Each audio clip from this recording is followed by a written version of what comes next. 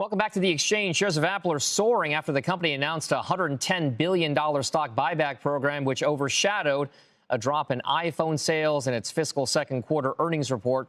That's, by the way, the largest ever for a public company and is much higher than forecasts.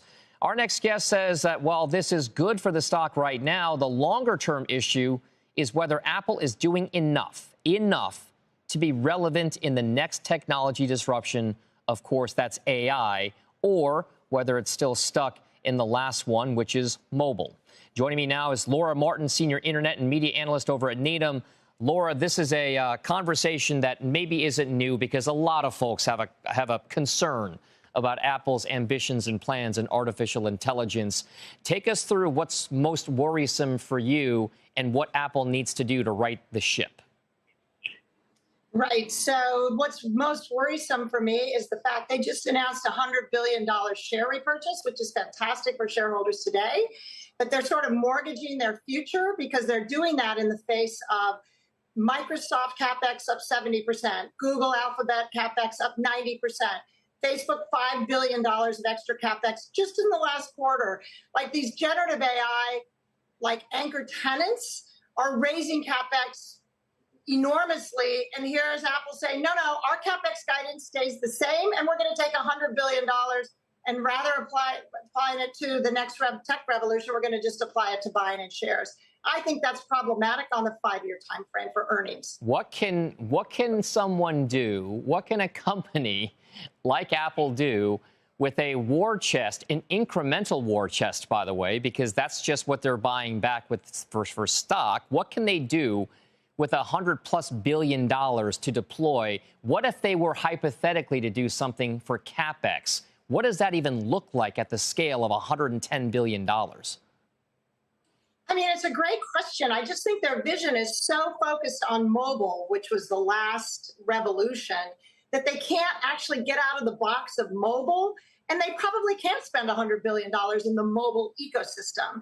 But this idea that Amazon and Alphabet and Microsoft is about retooling all of American business to the cloud with lower costs, with faster new product innovations. They're talking about completely revamping the winners and losers in all of American industry, which is $3 trillion a year.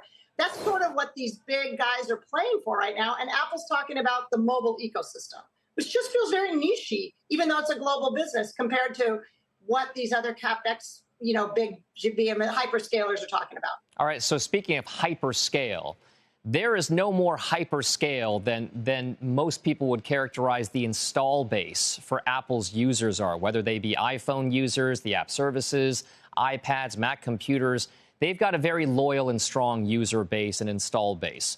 What can, in your mind, Apple do to change its narrative in artificial intelligence? Is it a mobile assistant? I mean, Siri's already on my phone, but Microsoft has Copilot. They got the ChatGPT-enabled stuff. You've got Meta rolling out their AI search on Instagram and Reels and WhatsApp and everything else and Facebook. What can Apple do with that install base that makes it that much more palatable for AI investors?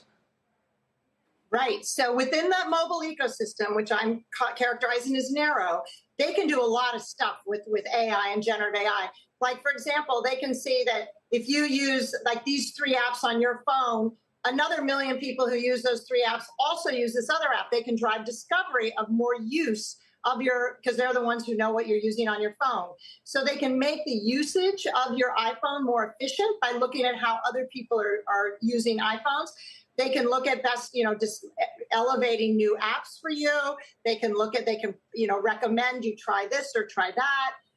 So they can do a lot within their ecosystem because they have the best information, but it all feels very small and very scaled to making their competitive seat more efficient, which has nothing to do with retooling all of American business. This is not just, though, Apple. We're talking about every mega cap technology, media, and telecom company running into the same kind of hurdle right now, and that's more government oversight and regulation, antitrust concerns. We have a lot of these companies that are being blamed for already doing too much and being too intertwined in our lives. How do these companies, and Apple specifically, straddle that line, toe that line to make something revolutionary and at the same time keep the government out of its business? Right. So I think first of all, acquisitions are off. That the governments around the world think these big companies are too big, so no more acquisitions for that. That's sort of off the list. If what they do is create innovations that make their products stickier or garner the next consumer dollar, I think it's very hard for regulators to get involved there because they will keep getting larger. But how does the regulator say stop innovating or stop having consumers pay a 50% premium for your product like consumers pay for Apple products? I don't think regulators can get involved at that granular basis, but it does limit the competitive choices for these megas here. They just have to make their business better and their churn lower and their consumer proposition better than their competitors. And so because government, it's hard for them to get involved at that point.